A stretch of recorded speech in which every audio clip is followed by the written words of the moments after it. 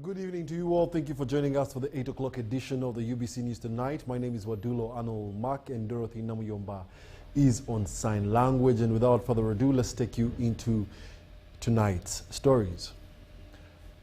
Governance gaps, economic instability, and unconstitutional changes of government are the critical issues facing Africa. Uganda is stepping into a continental role that directly addresses them with this assumption of the chairmanship of the African Peer Review Mechanism. The Vice President Jessica Alupo assured AU delegates of Uganda's capacity to deliver while presenting the APRM in Addis Ababa on behalf of President Yoweri Kaguta Museveni. Henry Okrut is in Addis Ababa and now reports. In a continent grappling with economic shocks, governance concerns, and recurring conflicts, the African Peer Review Mechanism is meant to be a mirror. And on the evening of Saturday, Vice President Jessica Alupo appeared before African leaders to present that reflection. During numerous AU summits, you decided that the APRM should be provided with adequate financial and human resources so that the mechanism can implement its mandate without hindrance. In this regard, I wish to once again commend the People's Democratic Republic of Algeria for its voluntary contribution to the APRM of $1 million in February last year. We are sincerely grateful. But this was more than a procedure. Across Africa, questions persist. Are governments managing public resources properly? Are institutions strong enough? Are economies creating jobs for young people? The APRM attempts to answer those questions through peer evaluation. On behalf of the APRM Forum, I wish to express my sincere appreciation to the heads of state and government and all delegates who attended the 35th APRM Summit. Allow me to thank this august assembly for your continued support to the mechanism, and once more encourage those member states that have not joined the mechanism to work towards accession. From managing oil and mineral wealth to controlling inflation and strengthening democratic systems, these are the real issues under scrutiny as Uganda now takes over from Algerian President Abdelmadjid Tebboune. The responsibility of steering those sensitive conversations remains apparent. Alupo reaffirmed Uganda's commitment to ensuring the mechanism delivers results. I reaffirm Uganda's commitment to the APRM and its mission, which contributes to improving governance of our beautiful continent and its people. I also wish to submit the draft decision before the Assembly for positive consideration and adoption. But what does this mean in practical terms? Uganda's APRM focal point minister, Amos Lugorobi, says the mechanism is about leaders holding each other accountable.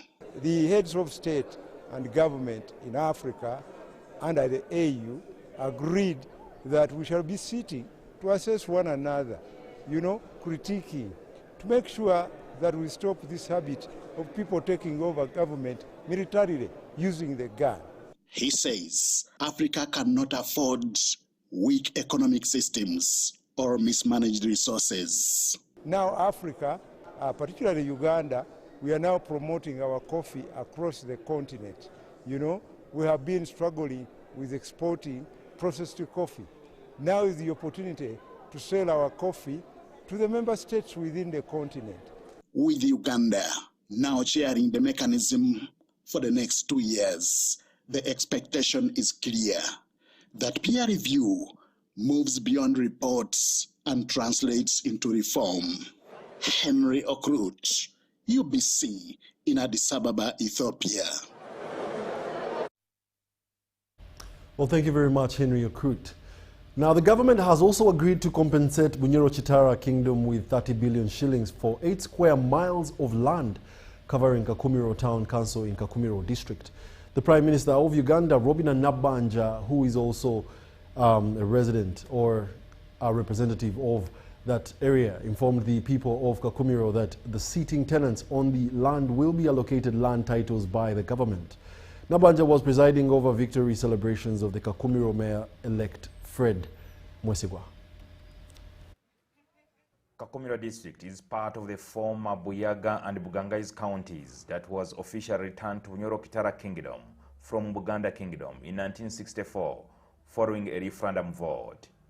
Land approximately 8 square miles covering Kakumiro Town Council was handed over to Bunyoro Kitara Kingdom by government, with its sitting bona fide occupants. Ati mukimanyire kurungi ngo itaka litwikalira town dia Bunyoro Kingdom likaba lya Baganda obutwagalwire ebintu ebya Buganda mu 2013 ekyapa bakitwara Bunyoro ekyahano nange tinyina kyapa nanyo temwina. Now, the Prime Minister of Uganda, Robina Nabanja, says that government has agreed to compensate Bunyoro Kitara Kingdom with 30 billion Uganda shillings for the 8 square miles of land to allow the sitting tenants on the land be allocated land titles from government. Tukaikara na government ya Bunyoro Kingdom baikiriza esente bilioni 30 twakasasulawo 2.5 billion esente ezindi bajja zifuna wiki ekwijeni government ekatwamu kukigula bugula kurugo mu Bunyoro Kingdom and so tutandikire kusasula. We agreed tujja kuisasula in a phased manner. Omwaka guno gurajja kuwaawo bajja kuba nabo tubamalirize. She was presiding over victory celebrations of Kakumiro Mayor-elect Fred Mwesigwa. White Prime Minister weihanga itwe abakumiro Town Council tutwine physical plan ekusobora kuba neteekaniza Kakumiro eno kurungi kurora nti ebintu byakoraki byatambula kurungi. Ekintu ekyo kikuru muno nikale nimbagambira abantu Town Council tebeera kyalo tetusobola kuba Town Council kandi ekasigala nkaki nk'ekyalo. So physical town plan tukugyetaaga bwangu. The Premier, who is also the Kakumiro Woman Member of Parliament elect, thanked the voters for re-electing her to Parliament. Ngoza kusima abantu inywena habwokomo wekitinisa president mwetero mungalo z'amaanyi. Ngoza kubasima abwokunkoma Kakumiro mukampa akaruru kaingi kyali mwebale mweyongere engalo. Ngoza kukora omukoro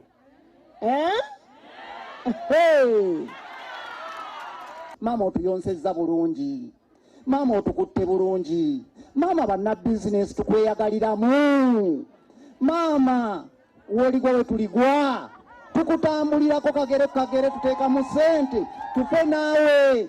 President tulabenga abeera akwongera buli kisanja paka lasti. Kandi kuli kugonza kwange nokugonza kw'abantu boona akurota nti right honorable ojja kuba right honorable Prime Minister 2026 3 Onaremoye orabeera n'osiimira president weihanga ababe ne bangamba abwakyo talobinga ati niwe bakarumpa tinyina gwe nateereire essimu Museveni tibamulobinga ati ndobingo ati abwaki tutasigala amavivi n'esaara bwanga bw'araatuwa akatuwe tiniko. She urged the people of Kakumiro to forget about politics and focus on personal development.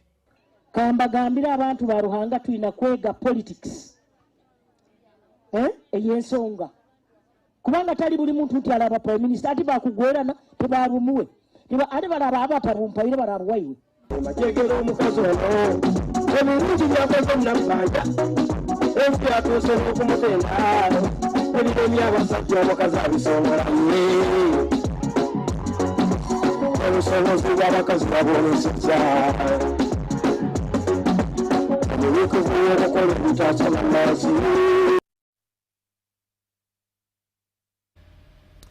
more UBC News tonight, the Minister for Presidency, Millie Babalanda, has inaugurated Ukraine's honorary consulate in Kampala at 4 Points by Sheraton, signaling deeper diplomatic trade and investment ties.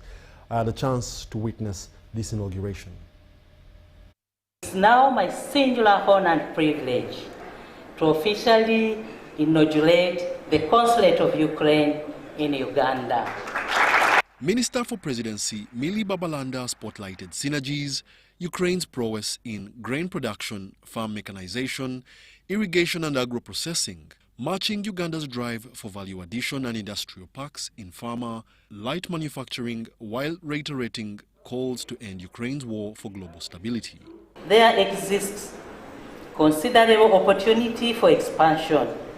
Ukraine's established expertise in large-scale agriculture, like what you've said, grain production, farm mechanization, irrigation systems, and agro-processing technologies aligns closely with Uganda's strategic priority of agriculture modernization and value addition. Babalanda stressed ending conflict between Russia and Ukraine due to its devastating effects, with Uganda backing peace efforts. It's important that I share with you Uganda's desire for an end to the current conflict that has torn Ukraine apart. I wish to add Uganda's voice on the need to resolve this conflict because it has caused untold suffering to the country and has had devastating effects across the globe. Ukraine's ambassador to Kenya, Yuri Tokar, framed Russia's aggression as testing national resilience. Ukraine today faces one of the most serious challenges in its modern history. We are defending our sovereignty and territorial integrity on the condition of full-scale war of aggression. This war has tested our resilience as a state, as an institution, and as a society. Yet our country continues to function. Our economy adapts. Our diplomacy remains active.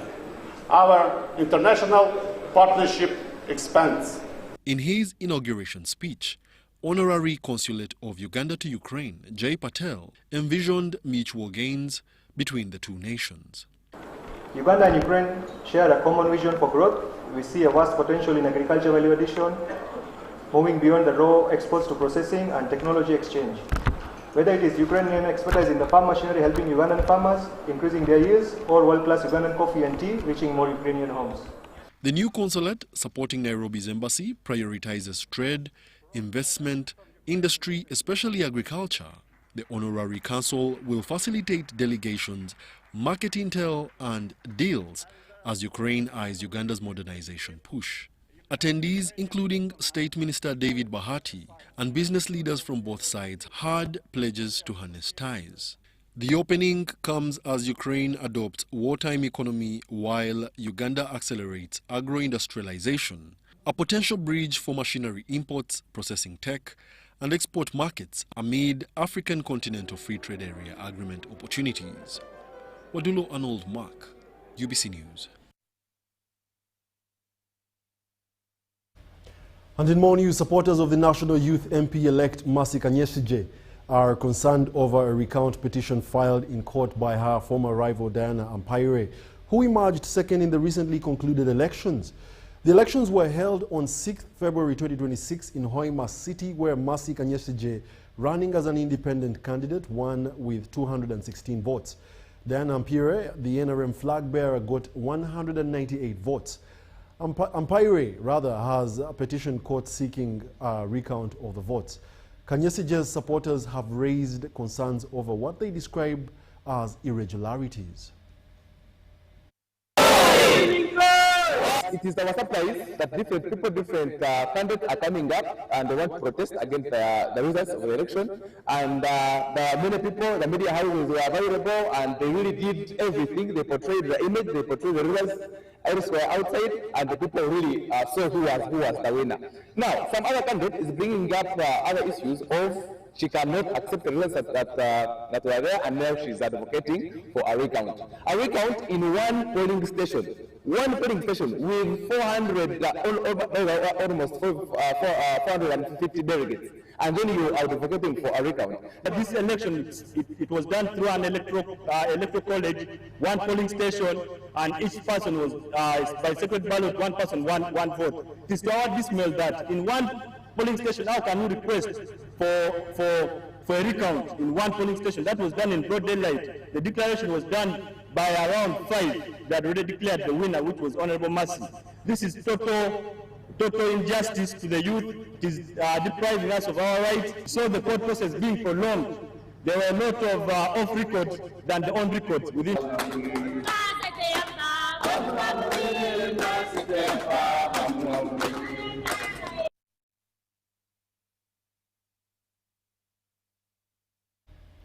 Residents in parts of Kanungu district are living in fear after security forces and RDC surrounded land earmarked for the Matanda irrigation scheme, demolished houses and arrested workers at the site. The incident occurred at Ibaria Cell, Kihanda Parish, where homes were demolished during the operation. However, a spokesperson of the 2nd Infantry Division, Major Chichoncho Tabaro, and the RDC of Kanungu district say that they were blocking government's plans. These are the details. 3 individuals, including Innocent Oyet, Omia James Paul, and Tukemukiza Vincent, all guards on Tumsime Joy Christine's land, who were arrested during an operation at the proposed Matanda irrigation scheme site in Ibaria Cell, Chanda Parish in Kanungu district. Residents say the events of the 10th of February claimed that when soldiers and the RDC reportedly moved into the area, a newly constructed house was demolished.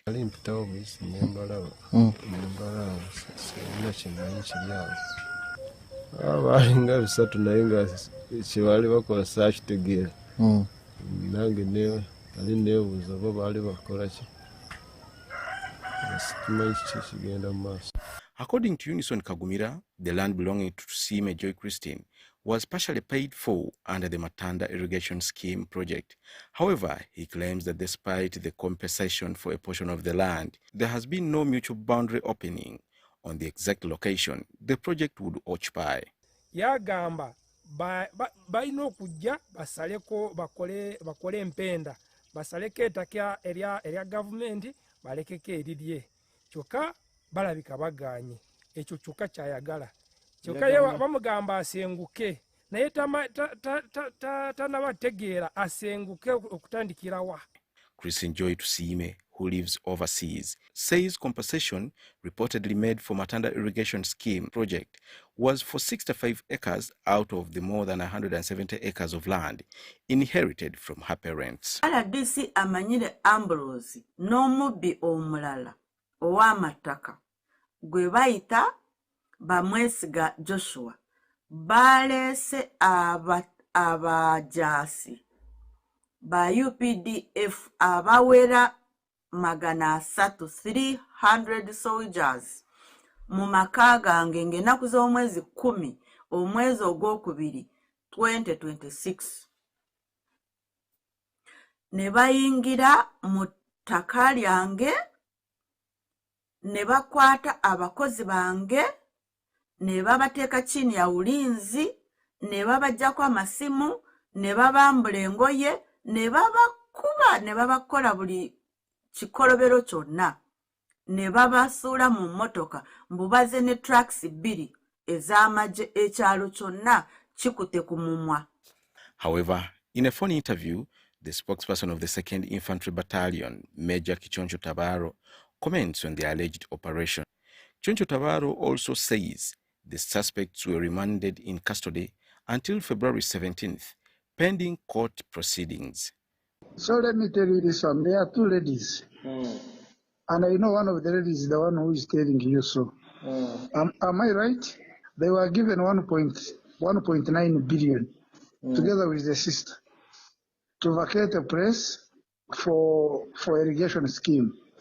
They have compensated everyone. She at one point declined. I'm told she later on they agreed to share the money. The ministry officials together with the police, when the other one, the sister got the money, flew out of the country. Then the other one went and hired people with Usali of money. Arrows from somewhere, northern Uganda. Police went and arrested them. So what kind of people is he talking about or she's talking about? The RDC Kanungu Ambrose Amanyire also lamented about the operation. Alimba Kubanga, I shared with you documents. Yes. I am also share with you again. What compensation agreement. Agreement, what was paid for? The houses, the graves, all of them were paid for. But the numbers are now, since the numbers are government, I think government has been dealt with other. No one has stopped her from going on her land. She has land there, about 4 acres. Ivan Juko compiled this report. Security chiefs of West Nile and Mahagi territory in Eastern Democratic Republic of Congo have agreed to jointly avert cross-border security challenges. This was in a joint cross-border security meeting held in Paida Town Council, Zombo District, as a result of cross-border disagreements between authorities of Mahagi and Zombo District in DRC and Uganda, respectively. Let's take a look. There has been cross-border disagreements between Ugandan authorities in Zombo and counterparts in Mahagi territory of Democratic Republic of Congo in areas of Pade, Jangokoro sub-counties and Paida Town Council. The meeting, chaired by Zombo District RDC Festa Saikobua, disclosed interruption by Congolese authorities in establishment of a borehole drilling project by Ugandans at the Awasi border market in Zombo. We had an issue which occurred at Jagokoro, Awasi, where we had a small issue of a disagreement. And why this meeting came in time was we had a borehole which we were drilling in Uganda.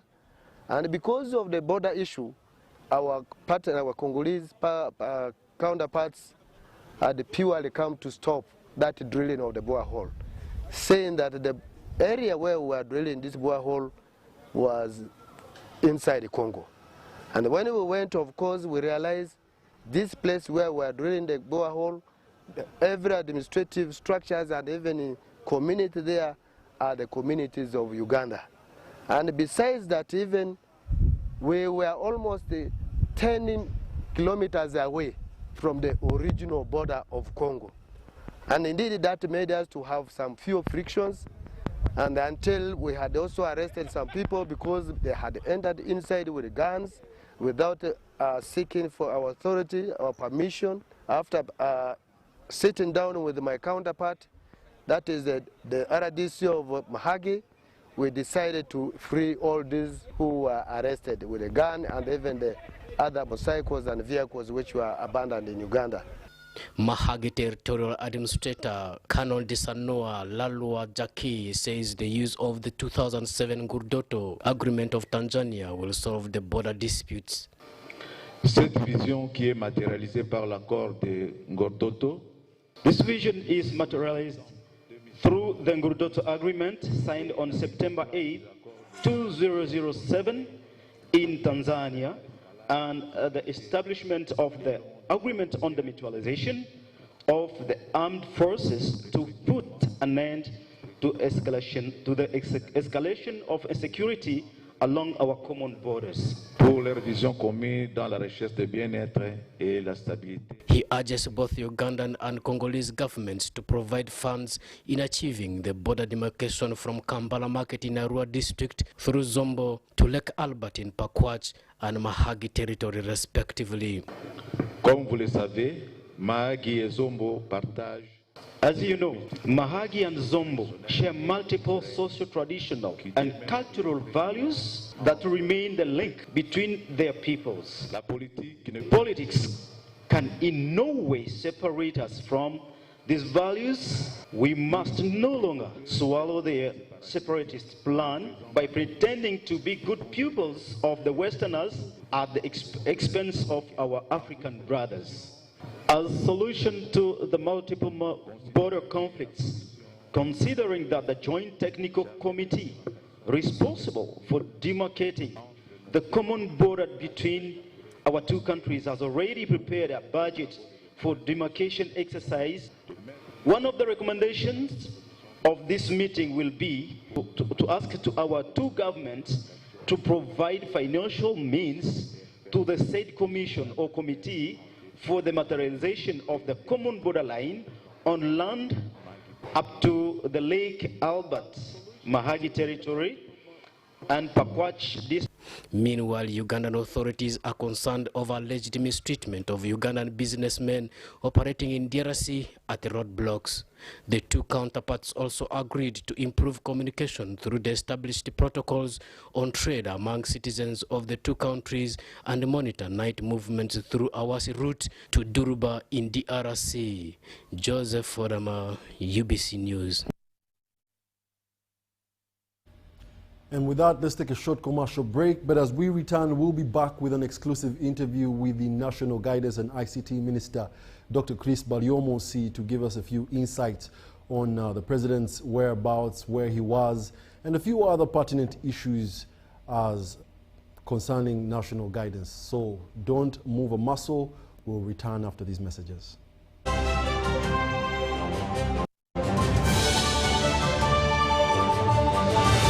Somchara. Yes, Daddy. You know the children are going back to school and things are a bit tight. Huh? For now, why don't you take half of the fees to junior school, and for the school van contribution, we shall pay later. Huh? Daddy, why don't we pay using MTN Momo, where we stand a chance of winning school fees for a whole year and more? By the way, you can also apply for a school fees loan, and also participating schools can win a school van. That's right! Win school fees for a whole year and more. Get Momo goodies and a school van for participating schools. You can also apply for a school fees loan. Simply dial *165 *80# or use the Momo app.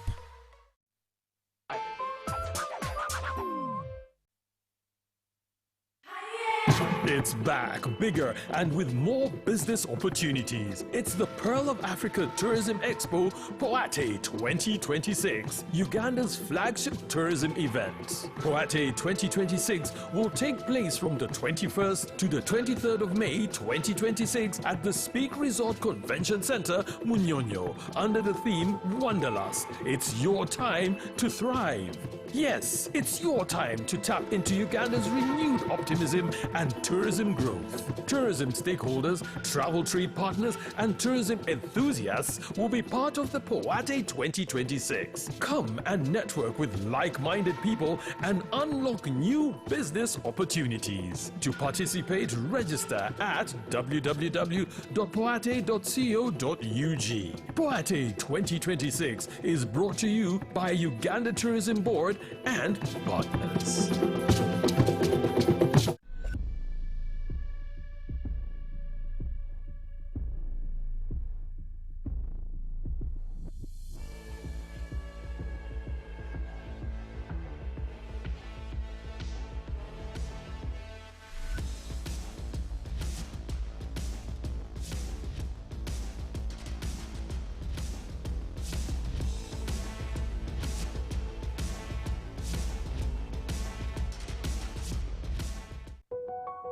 Step into elegance, step into confidence, step into La Vie Boutique, located at Grand Imperial Hotel, Shop 6 and 8, right behind Bank of Uganda. La Vie Boutique brings you high-class corporate and casual wear for men, from sharp designer suits and crisp shirts to stylish casual t-shirts, tracksuits, shoes and accessories. We've got everything to make you stand out. Call us on 0772 419 181 or 0705 555 558. La Vie Boutique, where class meets style. Across Telenga's host communities, families are accessing transformative opportunities. Youth are gaining practical skills that lead to employment. Farmers are getting improved yields and stepping into profitable value chains. Local businesses are joining supply networks once considered beyond reach. Women are accessing programs that open new opportunities and strengthen their voices and well-being. Families are benefiting from improved infrastructure that makes access to essential services easier, faster, and more affordable. Communities are shaping decisions, ensuring development reflects their needs. This is progress you can see, feel, and live every day. It is real shared value, where communities do not simply live near development, but experience it in their lives. And it's about growing together and building a future rooted in sustainable development.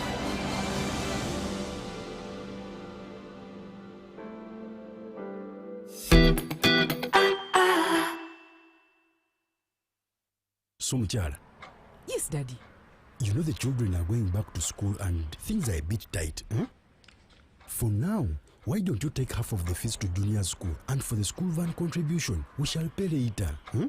Daddy, why don't we pay using MTN Momo, where we stand a chance of winning school fees for a whole year and more? By the way, you can also apply for a school fees loan, and also participating schools can win a school van. That's right! Win school fees for a whole year and more. Get Momo goodies and a school van for participating schools. You can also apply for a school fees loan. Simply dial *165*80# or use the Momo app.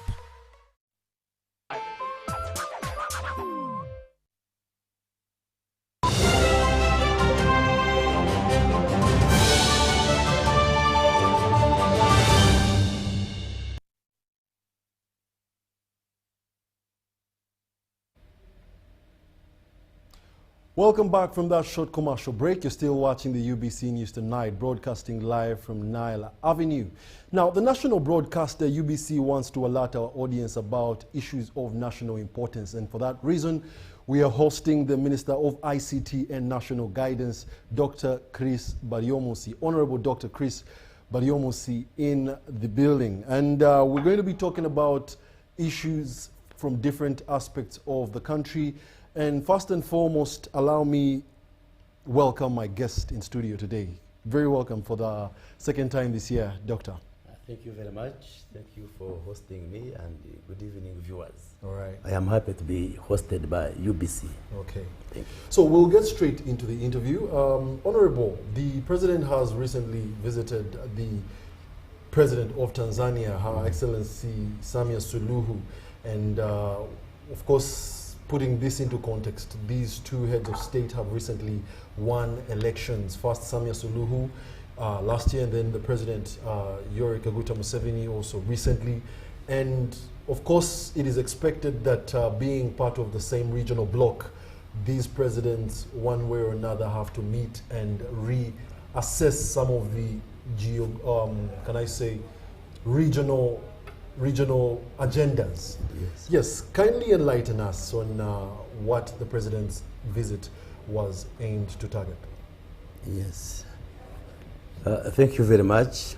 First of all, you know, Uganda and Tanzania have a historical relationship dating back to days before independence.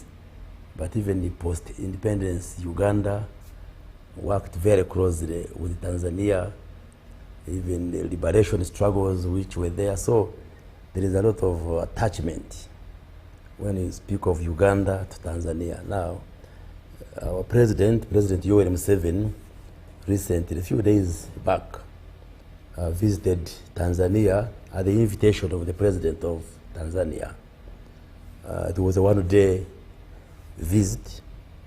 The President was accompanied by some ministers. I think the Minister for East African Affairs, the Minister for Energy, Minister of State for Regional Cooperation, and the Minister of Foreign Affairs, and the Minister of State for Transport, and other government officials. And he held bilateral discussions on a range of issues And basically the visit was to strengthen cooperation and deepen the long-standing relationship between the United Republic of Tanzania and Republic of Uganda. And the discussions bordered on several issues, including trade, because there is a lot of business and trade that takes place between Tanzania and Uganda in very many products.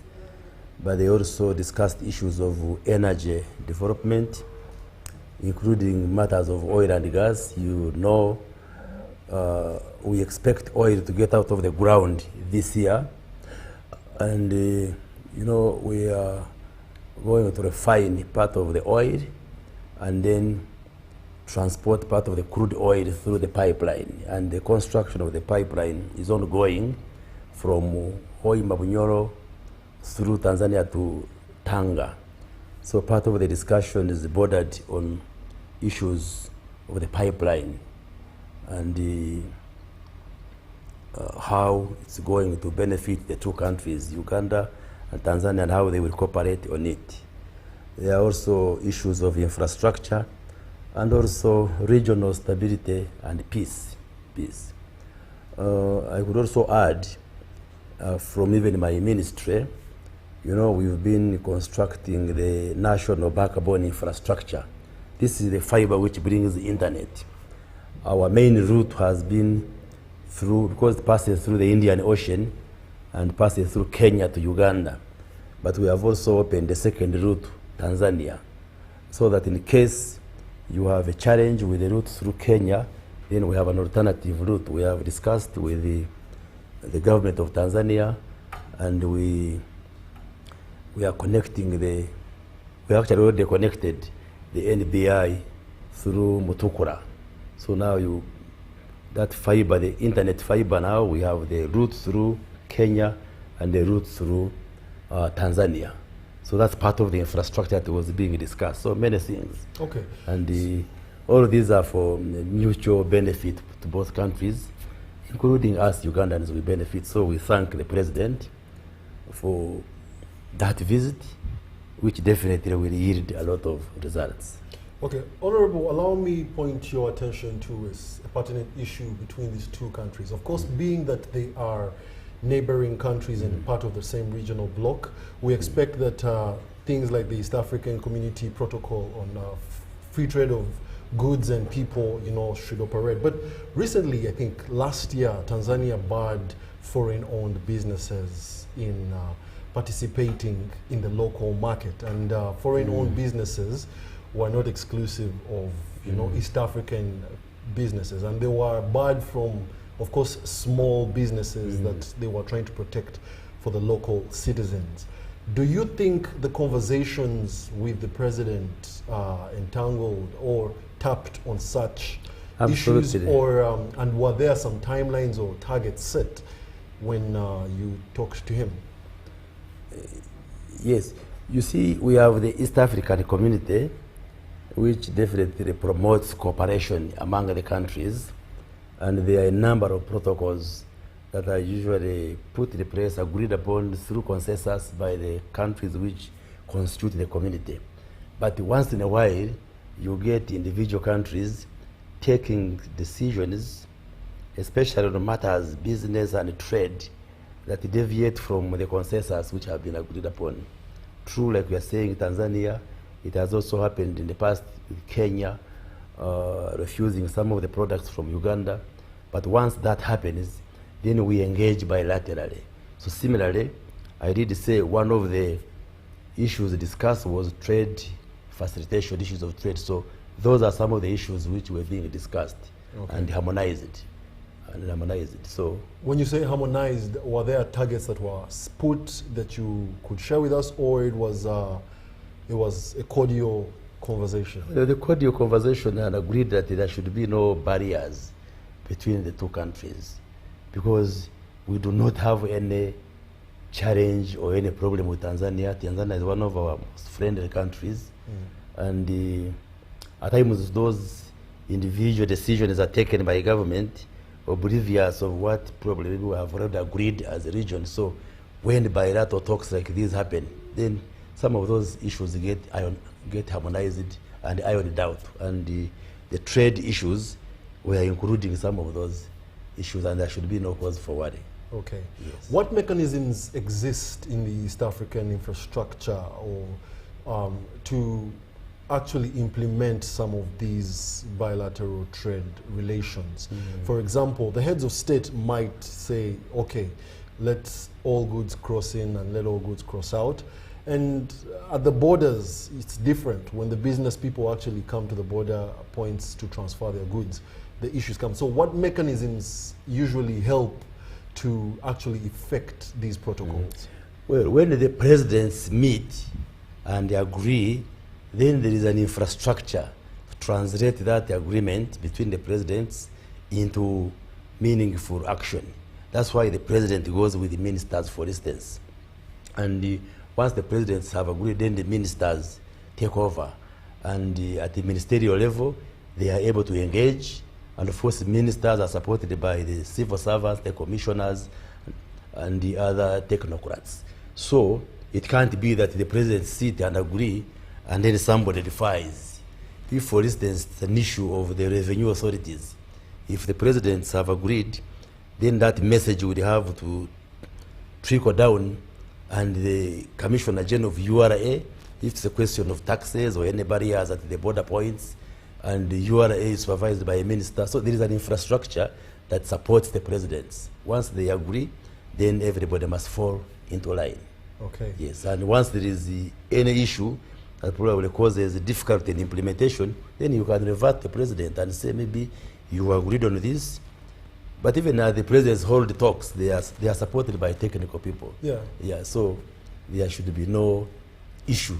A situation shouldn't arise that the presidents have agreed and then some small person is defying or not complying. Okay. It shouldn't. Honorable Minister, there is a businessman or woman out there in Tanzania, in Uganda, watching this interview, and probably they've been affected by several non-tariff barriers between Uganda and Tanzania. If by any chance, after such an affirmation from you on national television, they still face the same barricades, how does the person, probe or get help to help? They can always approach the authorities. There is a functioning government, both here and in Tanzania. So if there is a business person in Mutukura, in Sinjiro, they are the border points, and they have challenges. There is leadership in Sinjiro, there is leadership in Rakai there, in Mutukura there. They can always, and leadership means you have leadership at the district, you have a member of parliament. If it is a matter which requires to come to the center, you have an RDC, you can raise the matter to the RDC, the MOP, the LC5 chairperson. If they can't resolve the issue at the local level, then it can come to the center. The member of parliament can bring it and interface with the ministers. We are there to serve the public. So that's why we are there to represent our people. People should not just suffer with the challenges, bring them to the authorities, the leaders, and then we find a solution. Okay. Yes.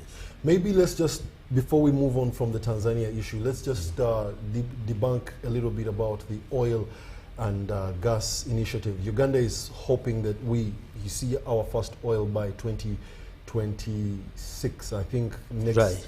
2026, 2027. Yes. We expect the oil out by July. I think that's what the minister has assured us. Yes. July this year. Yes. What part of their conversation in Tanzania, highlighted, or what are some of the targets that we may be aligned with Tanzania, because the pipeline is supposed to go through till Tanzania, and we know that for sure that the pipeline is still under construction. Are there any updates that are important to be mentioned here on national television? Well, work is ongoing, and a lot of infrastructure programs moving on, and some completed, others near completion. When you go to Bunyoro, for instance, and you look at the road infrastructure which has been put in place, very beautiful roads, crisscrossing everywhere.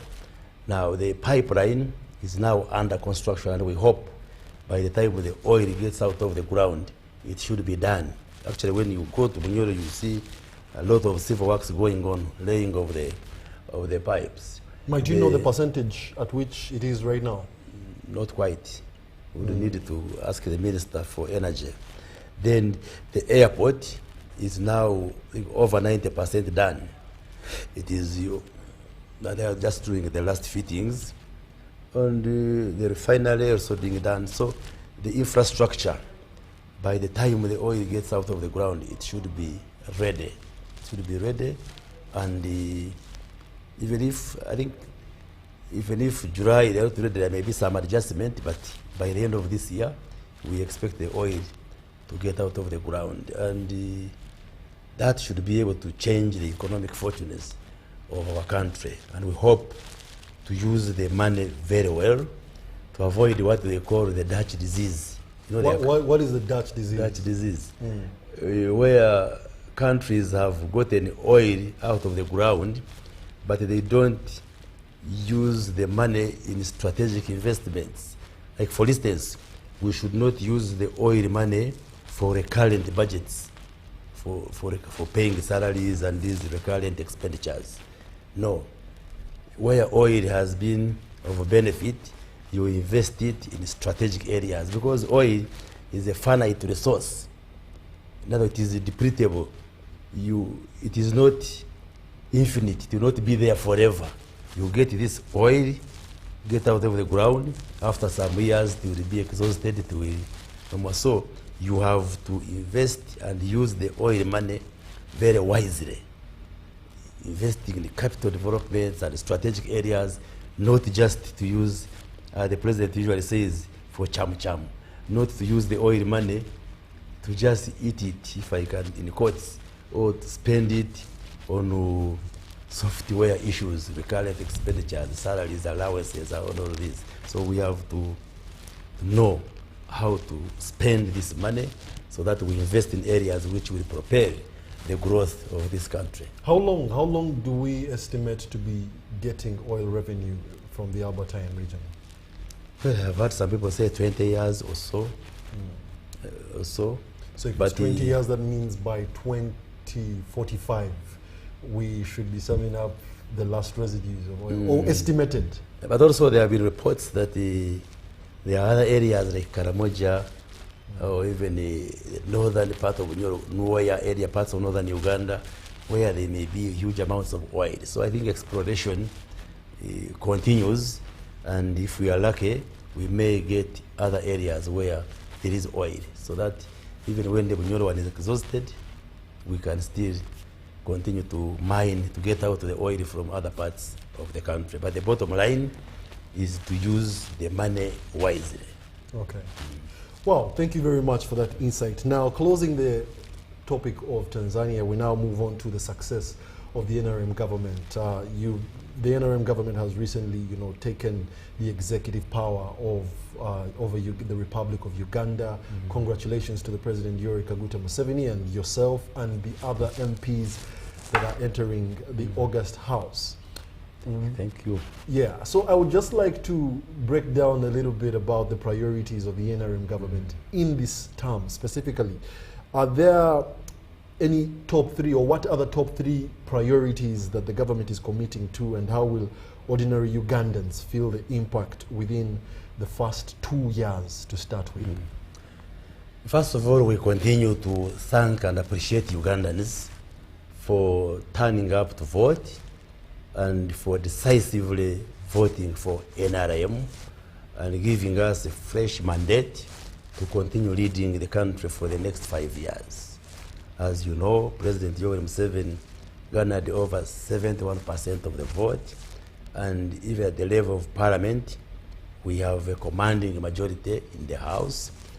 And for the local governments that we have gone through majority, I am yet to get the results, the compilation from the Electoral Commission, but should be in the range of 80% plus for the local governments voting NRM.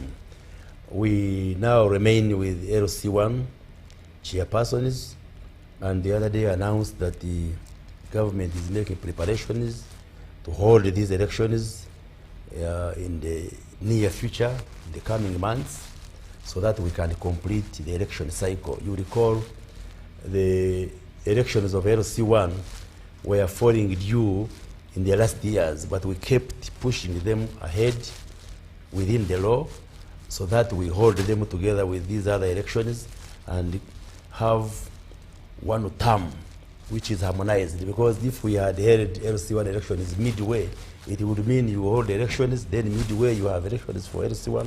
So we shall now hold LC1 elections to complete the cycle of elections. And we still appeal to Ugandans to vote NRM, because now the government which has been voted, it does not make a lot of sense now to divert and vote those who are not aligned, but we shall do the mobilization when time comes. So we expect in May to have the president and members of parliament and the other leaders sworn in, and then the new government will start. Well, first of all, NRM is not new. It's a continuation of the government which is in power. But we had a manifesto which has a number of commitments and pledges which we made to Ugandans, upon which Ugandans have voted NRM. It has many issues, but just to pick out some of the key areas which the population should expect in the next 5 years. One, we are going to strengthen our flagship programs of wealth creation, because we have argued that NRM has invested in infrastructure and most of these basic services. But we would want Ugandans to join the money economy. Our concern has been the big percentage of Ugandans who are in subsistence livelihood. The figure, the percentage has been dropping, because in the census of 2014, the percentage of those households in subsistence livelihood was about 69%. But this has now substantially dropped to about 33%. Those are those who live on hand-to-mouth existence, what the president usually refers to okukolera echida chonka, working for the stomach alone. People who grow food, consume it, the day follows another, but they have no money in the pocket. So our preoccupation, our concern will be, how do we empower the poor to get out of poverty and be part of production, be part of the money economy. So programs like PDM, programs like Emyoga, and the other wealth creation interventions will be strengthened. You heard the president on the campaign trail announcing that even the money that we are giving to parishes for PDM will be increased, because currently we send a grant to every parish in Uganda of 100 million shillings per year. And people borrow 1 million to invest in profitable enterprises so that they can get out of poverty. So the government has committed to reviewing this PDM, or explore a possibility of even raising the amount of money, but do further mobilization to make sure that the program gets entrenched. But also review it so that we look at urban areas, because when we started, we made it uniform to say all parishes in Uganda, irrespective of the population size, irrespective of the geography, irrespective of whether it's urban or rural. But now, going forward, we shall have to review and see, do you handle an urban parish, a ward in Kampala, for instance, the same way you handle a rural parish in Kanungu, where I come from? The dynamics are different. Because we've been, for instance, saying, pick from these enterprises, poultry, fish farming, coffee, fruits, and name it. But is this applicable to an urban area like Kampala, like Mbarara, like Mbale, Masaka, so we may have to do all these reviews. Okay. There are parishes which are very huge in some districts, and those which are small, but they are getting the same amount. I think we may have to look at it and see how to strengthen this program. So that will be one area of strengthening wealth creation programs, so that we reduce the number of households that are in subsistence livelihood. Yes. Honourable Minister, there have been some queries about how the disbursement of the parish development model funds is happening. And I, for one, can also attest that I have seen people, beneficiaries that have gotten this money and wasted it, okay? So don't you think this risks the credibility of the program in the long run? Because if this is a program that is intended to turn wealth, wealth is not something we build over 5 years or so. Okay, 5 years could be if you're really agile and prudent. But don't you think that instituting, can I say, methodologies of prudent spending, of wise investment, should have been coupled with the rollout or the disbursement of these funds to these beneficiaries? Because it seems that most of them are actually not getting financial literacy or investment education. You see, you have to understand how the program of PDM is structured. We used to have a number of programs like OWC, Operational Wealth Creation, NADS, Youth Livelihood, and many others. And the Ugandans gave us feedback on those programs. What were their complaints? They were saying, one, the money we're sending through these programs was little.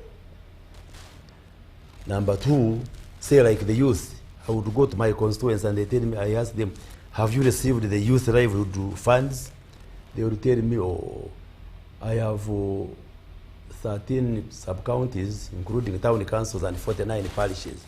They will tell you, there is a youth group in this parish which received, and another one, maybe 2 youth groups in 2 parishes in the whole constituency. So it was just peanuts. So that was the first complaint, little money. Number two, they were saying when this money comes and is sent to the district and managed by district officials, by the time it reaches the beneficiaries, some of it has evaporated.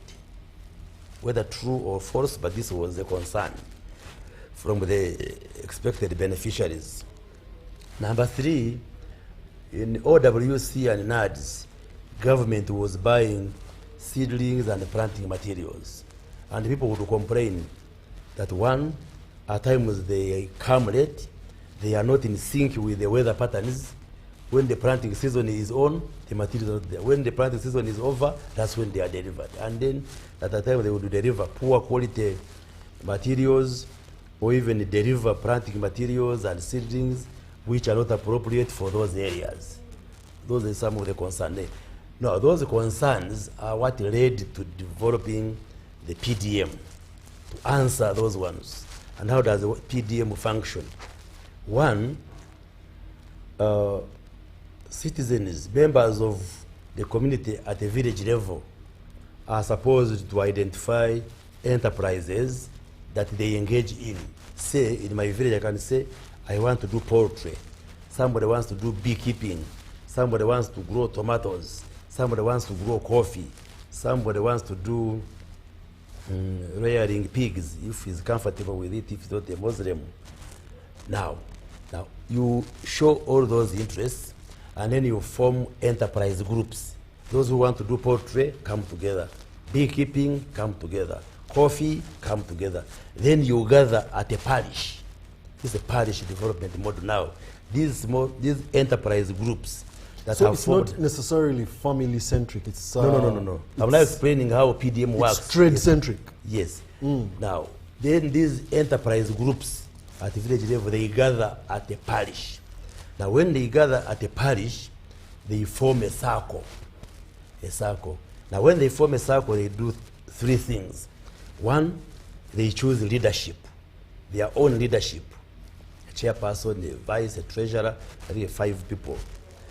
2, they open a bank account in a commercial bank and a financial institution. and the signatories to this account are from these leaders.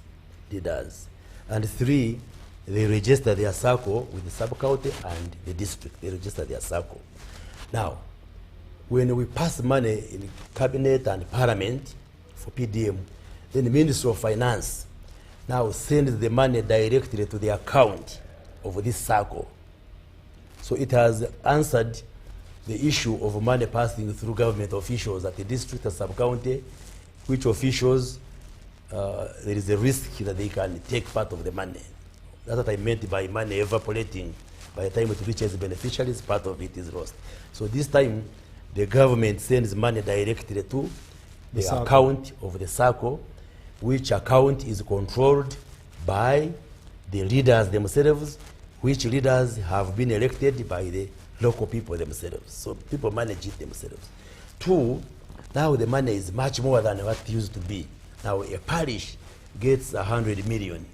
It's much more than, like in Kanungu, the youth livelihood, they used to get, I think, 300 million for the whole district, which has 27 sub-counties and over 100 parishes. So it was peanuts. But now if you calculate over 100 parishes, I think 104 parishes, times 100 million, you're talking over $1 billion plus coming every year. So, I want you to, so that's the model. Yeah. So the issue you are saying, and the challenges we face now, these members of these enterprise groups now apply to the management of this circle. There is also a PDC, a Parish Development Committee, of a 7-member committee chaired by the LC2 chairperson that oversees activities of PDM. So these are the people who manage. And now an individual, a member of the other enterprise groups, now you apply as a member, a person. You apply to this committee, the other committee which is managing the circle, and then you apply for 1 million, and you are supposed to receive 1 million. Now, I think the challenge is that PDM has a number of pillars.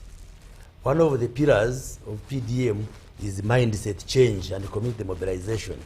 I think the focus has been put on financial inclusion, the issue of the money, but there are other pillars.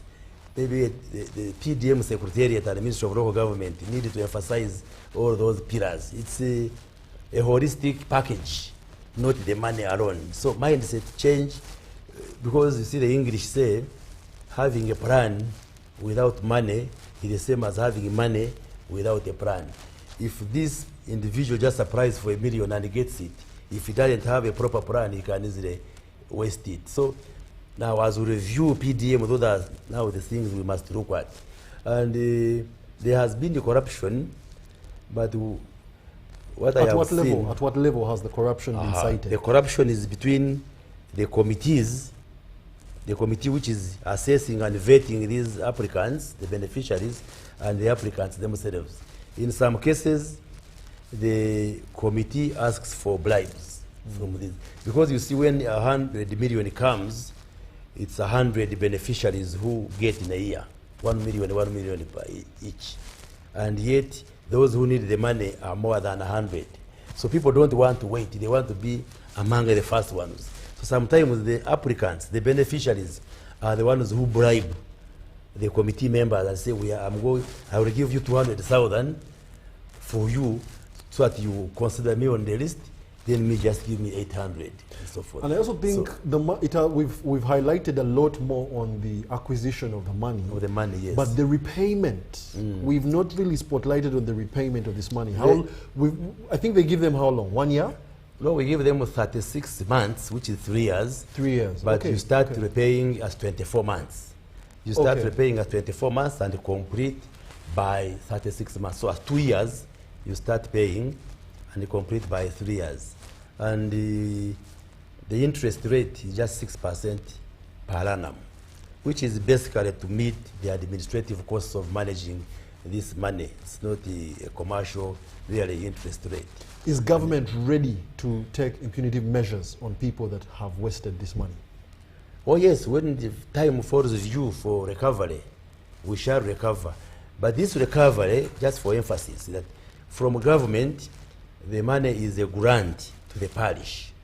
So that money will not come back to the central government. It remains in the parish. The reason why we recover it is that we want to transform that village circle into a bank, that parish circle into a bank. So when you get the 1 million, our expectation is that use it into something profitable, and then you can get back the 1 million, pay it, so that another person can get. So, and we want it to grow, and it becomes a parish bank. Even people who are rich can even donate to the parish and put in that that account, that bank for the parish. Yeah. So after 5-10 years, we want to see a parish having its own bank, and it can have enough funds to facilitate business, facilitate people to do a lot of production and do a lot of business engagements. Okay. So it requires a lot of education of the masses and talking to the people. Some of us as leaders will be talking to the people for them to understand that the repayment, it's not the government which wants the money back, but you just repay to the account of the parish so that it becomes a revolving fund. Those who have it benefited can also get, and once we round all the households and individuals in the parish, you can now apply even get a second round, a third round. Okay. And as you bring back the money, government is also adding money, because every year we have committed to putting in money, and we may increase the money, maybe even double the money from 100 to 200. So it should be a successful program, but you are right that it should not be just giving money. We must also accompany the money with education, with mindset change, so that when somebody borrows this money, he does not put it to waste. We sent members of parliament to their constituencies some time back to assess how PDM is working, and we got a report. One of the members of parliament from northern Uganda was causing laughter in the parliament that in some community, people said PDM stands for personal drinking money. You can imagine. I hope they were just joking. They are not actually implementing. Of course they were that. joking, yeah. PDM is money. Money is part of PDM. It's a bigger package, but the money we give through PDM is meant to facilitate an individual, especially those who are poor, to get the money, use it as capital, invest in something which is profitable, and then you should be able to reap benefits and profits, pay back, and then continue now. Okay. Continue doing business in whatever investment you have made, whether it is fish farming, poultry, piggery, or any other. Okay, so of course we still have some more time to be able to assess the parish development model, and we'll be able to discuss. But it's doing well in many parts of the country. Okay. The president, we toured with the president, the whole country. Yes, I remember before the election. And there are many promising and successful stories across the country. And you see the president these days when he addresses the media, he shows with the how videos, people yes, from different parts of the country have embraced this message of wealth creation, and we are going to put effort on that. So that is one area. You asked me the other areas. The other areas, quickly, we have to look at service delivery. I know government has invested in areas of education, health, road infrastructure, electricity. These will continue. But education, with modification. Education. Now, Let's talk about education. In 1997, government introduced UPE, Universal Primary Education. But along the way, it has been weakened by head teachers and PTAs and parents charging fees. And we see high rates of dropouts. When I go to my village, Weibari village, I get many young people. When you ask them, they tell you, I dropped out of P2, primary 2, primary 5, primary 6. Then those primary 7, they could not transit to secondary.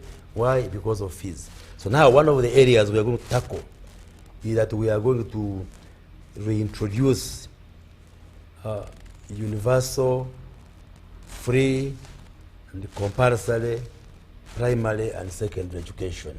Allow me to just break in a little bit about the education. Of course, the head teachers was one of the issues that are being looked at for failing the UPE system. But I will also talk about the weight on government, because it's actually expensive to offer free education for a whole country, much as it is a necessity. And when you look at the capitation grant from where it started and where it is right now, you would see complaints of it still is not enough. There are schools that usually use that amount of money to complement the requirements of the school, say in feeding, say in scholastic materials, and other aspects to run the school. But you will find that a school being expected to run completely on the funding and capitation grant per child will not be enough. And the quality of education will then be still affected. What do you have to say about that? You see, when the UPE was introduced and USE, and when you look at the law for primary and secondary education, the 2008 law act, there is a division of labor, division of responsibilities across the stakeholders. One, what does the government do?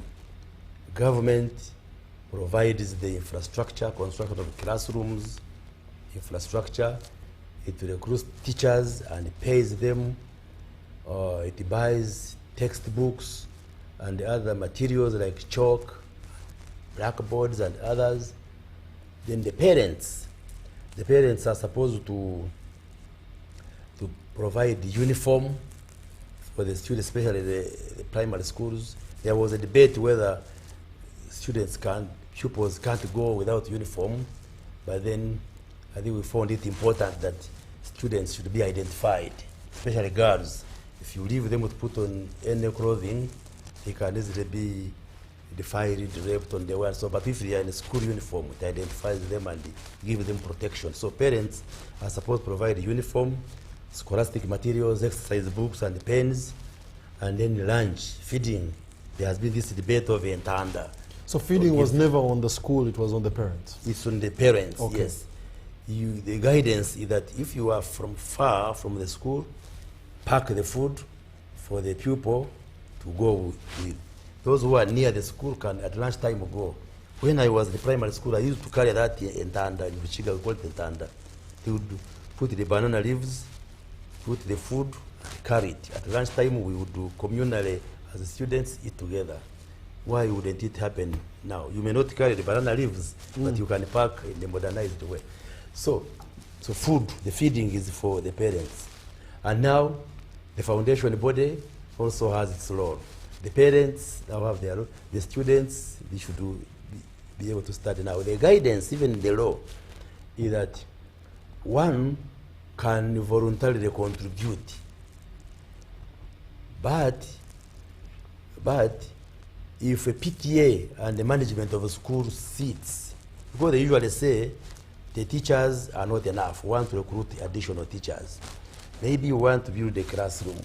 But the guidance from government has been, if you sit and agree that you want each parent to contribute maybe 10,000 or 20,000, first of all, it should be by consensus. When you speak to parents, I have dug deep over this issue in my constituency. They tell me, when we go for PTA, it is the rich people who sit in the front, who suggest money. They never give us chance to raise our voice. So the poor people are never, the poor parents are never given a chance to contribute, to give their ideas. But the guidance has been, if you agree that each parent contributes 10,000, then those who can afford it should pay.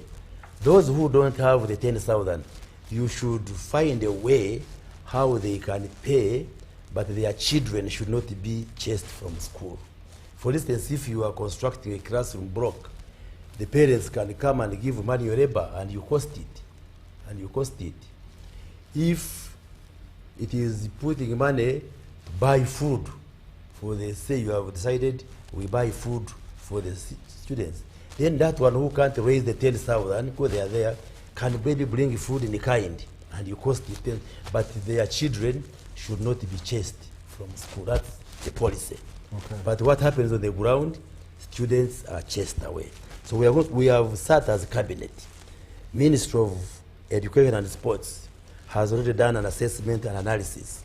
They have told us how much they need to enhance their budget to be able to cover this for the shortfalls. I remember their report was saying we needed to add them 580 billion shillings to cover those gaps. If you want to also build a primary school per parish, a secondary school per sub-county, then we have to enhance it to over 1 trillion. And we are going to provide money in the budget, at least like for recruitment of teachers. One of the concerns they have been raising is that the number of teachers the government is recruiting is small, they are inadequate. So the parents have to meet the cost of recruiting additional teachers to supplement those who are paid by government. And the government has made a commitment that we shall enhance the budget of Ministry of Education and do recruitment of teachers to cover those gaps. So one area we want to focus on is to ensure that we have free and compulsory education for primary and secondary. Now, in the secondary schools, the government secondary schools, we also have to provide free education. And we are going to engage the faith-based institutions, because a number of these schools are faith-based. They are grant-aided by government, but faith-based. We have to engage.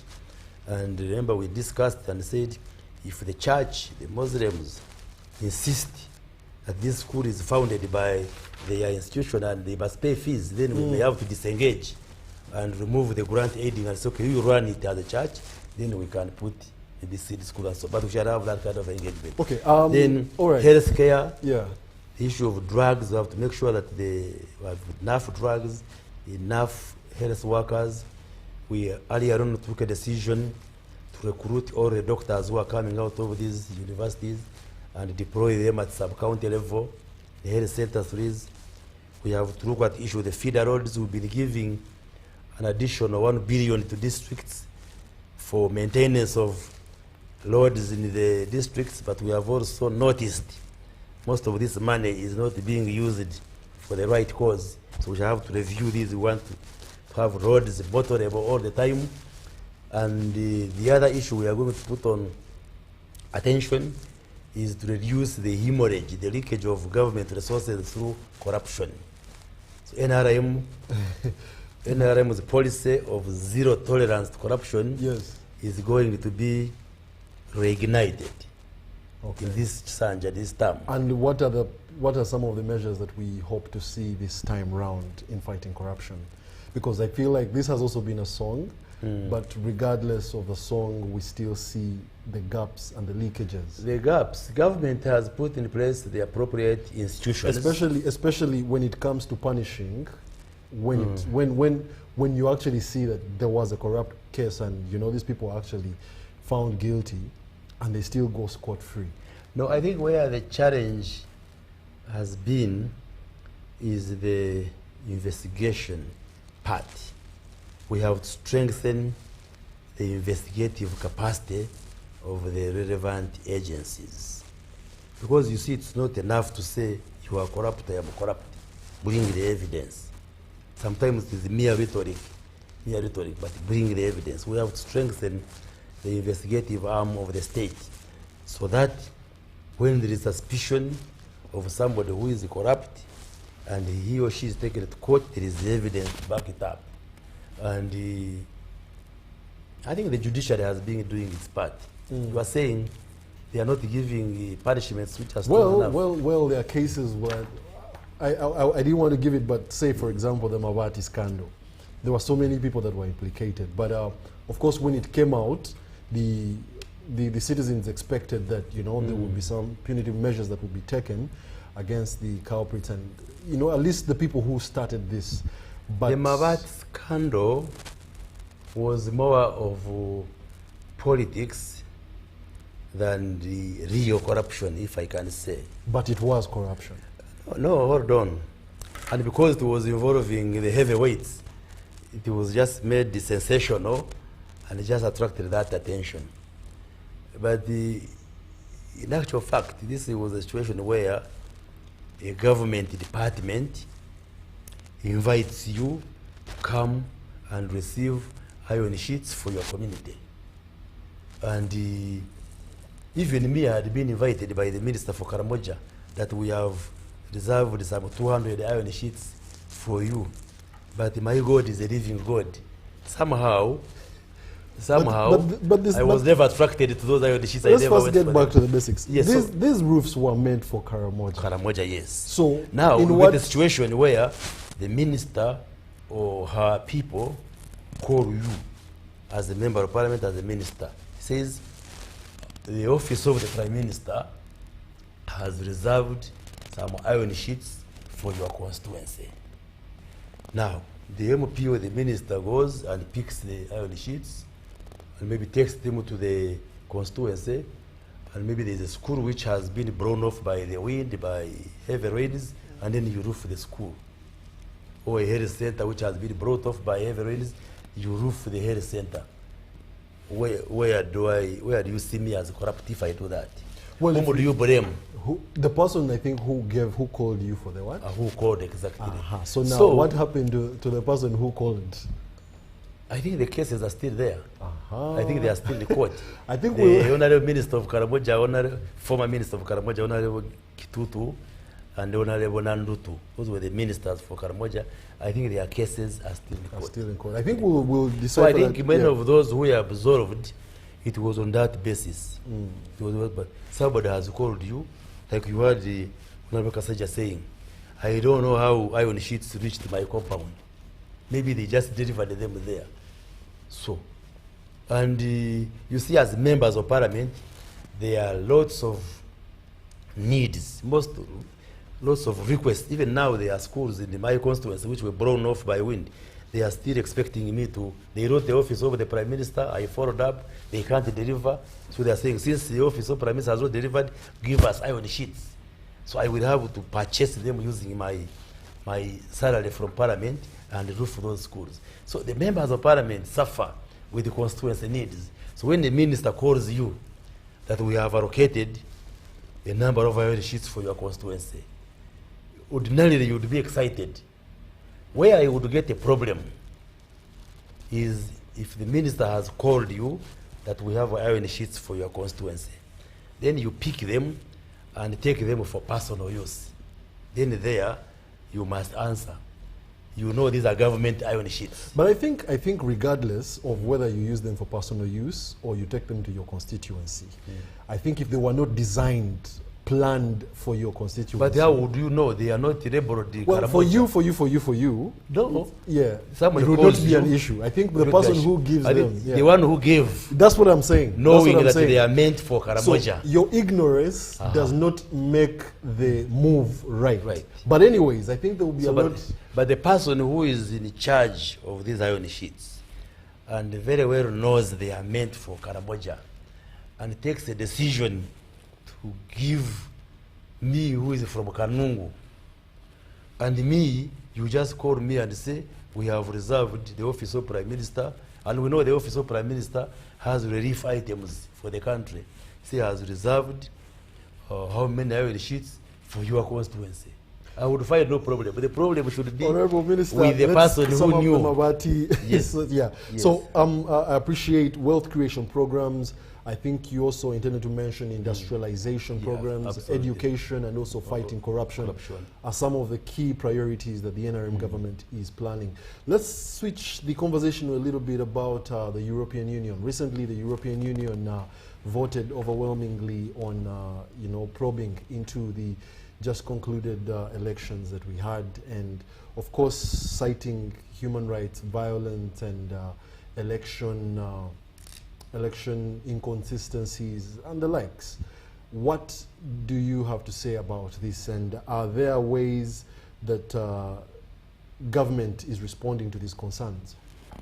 I watched that debate in the European Parliament, and we shall respond diplomatically, because the way government communicates to agencies like European Union, and by the way, despite that debate, the relationship between the government of Uganda and that of European Union is excellent, not only good but excellent. I watched that debate by members of the European Union Parliament, and what you could see that many of them are ignorant. They just used the platform of Parliament to make their ignorance public. Many of them have never stepped foot in Uganda or even African soil, so they rely on what they read on social media and the other platforms to make a debate which is not well informed. For instance, you heard them say, why should you hold the Honorable Kyagulanyi under house arrest when the man is in hiding? You are saying he's under house arrest. Just very uninformed. But yes, perhaps they meant his wife, Babi Itungo. Even her, she's not under house arrest. Not under house arrest.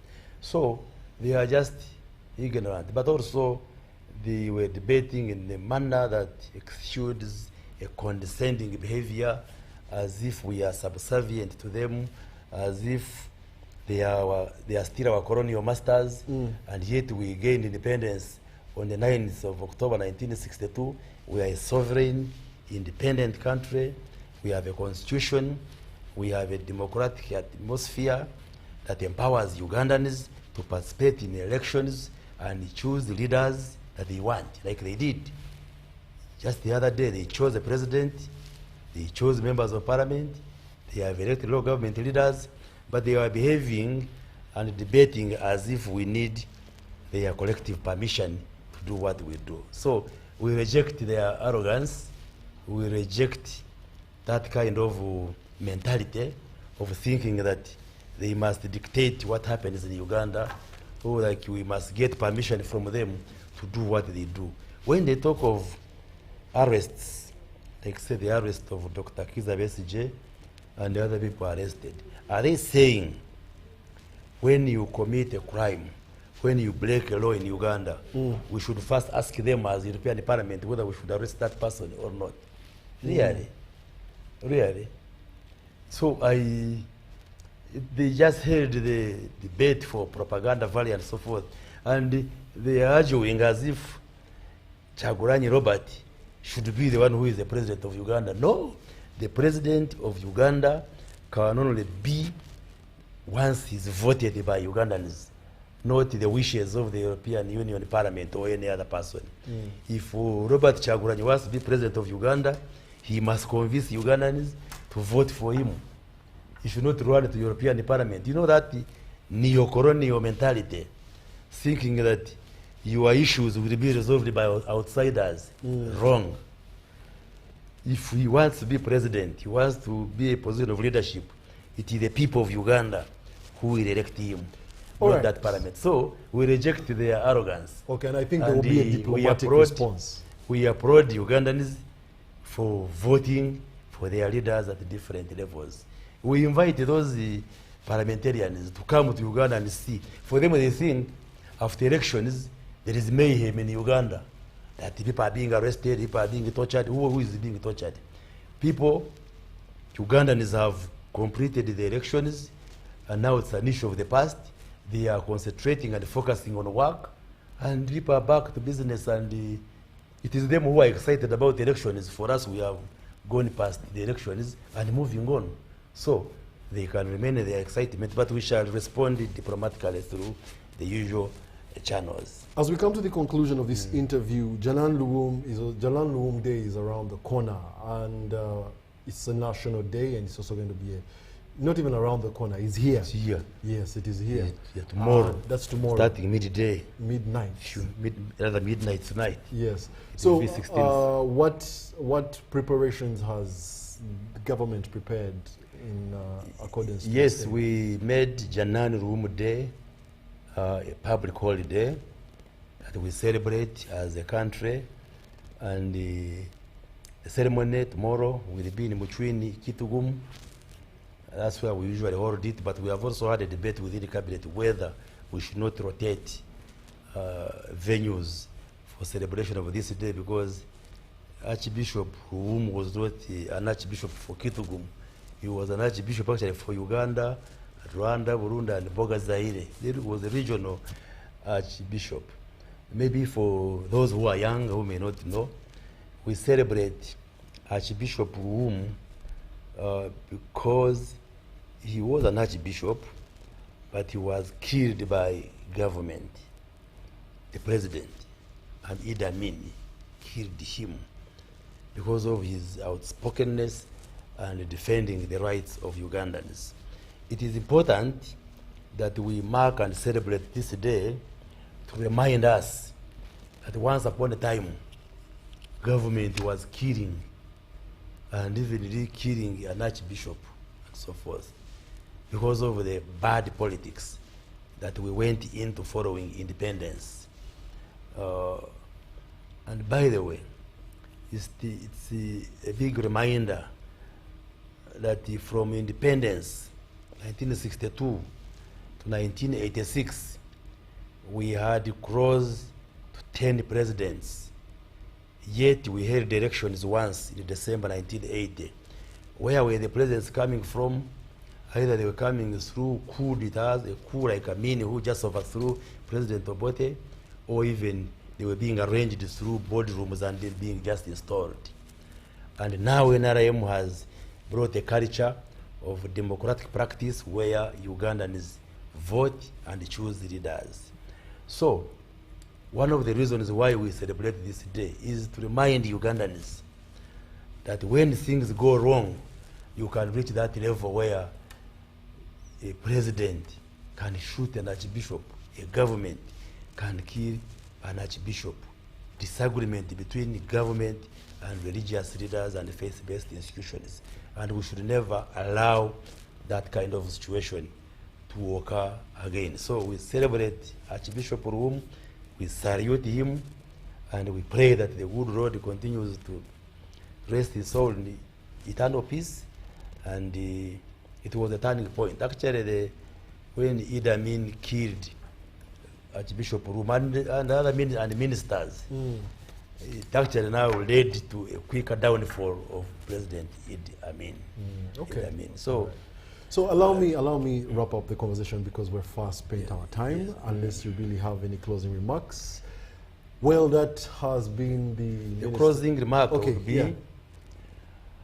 that we have concluded most of the elections, save for the LC1 elections, which are yet to come. But from presidential to local government elections are now done. There are some residual elections. Electoral Commission will carry out, I think, on the 27th of this month. A few areas where they did conclude, but generally the cycle is coming to an end. We urge Ugandans to settle down and concentrate on work. We have to work, earn money, take our children to school, earn some money and get a living and move on. Those who thought would incite violence and cause riots should abandon that. Those who were aggrieved with the outcome, like we have already said, are free to challenge the outcomes and go to court. But nobody should think of causing chaos. In any case, nobody wants chaos. People want to move on.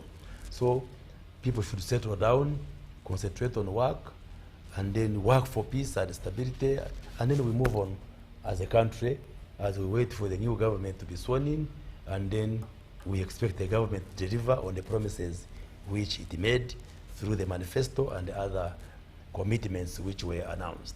Ladies and gentlemen, thank you very much, yeah. and wish you a good night and a good Janani Luwum Day, which is scheduled for tomorrow. See you in Muchwini, Kitgum. Okay, thank you so much. Ladies and gentlemen, the Honorable Dr. Chris Baryomo C., the Minister of ICT and National Guidance, also the Member of Parliament-elect for Kinkizi East constituency. Thank you very much for being a lovely audience. Do stay tuned for the 10 o'clock edition of the UBC News Tonight. My name is Wadulo Arnold Mark, and catch you then.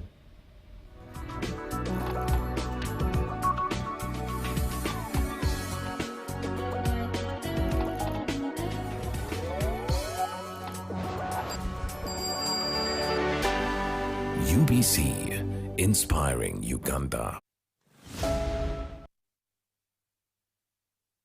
Janani Luwum Day is a public holiday in Uganda, annually celebrated on 16th February. It marks the day in 1977 when former Archbishop of the Church of Uganda was martyred for his courageous stand against human rights abuses during Idi Amin's regime. The 49th commemoration of St. Janani Luwum Day will take place under the theme Anchored in Christ for Stability, Peace and Unity in Muchwini Sub-County, Kitgum District. Don't miss the live event on Monday 16 February 2026 on UBC TV.